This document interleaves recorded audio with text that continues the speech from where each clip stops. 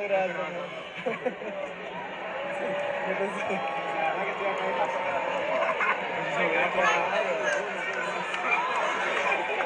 ¿cómo te llamas?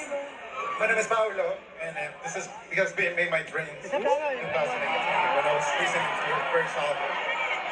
This is a huge dream for me. Estamos en Perú, nada que boom. Thanks for being here. Thanks for coming to Peru. I didn't think you were coming home. But, I don't even know what to say. Thank you so much. I'm so happy to be here. And I feel so loved recently. And now listening to that, I feel so honoured and so bueno, exacto.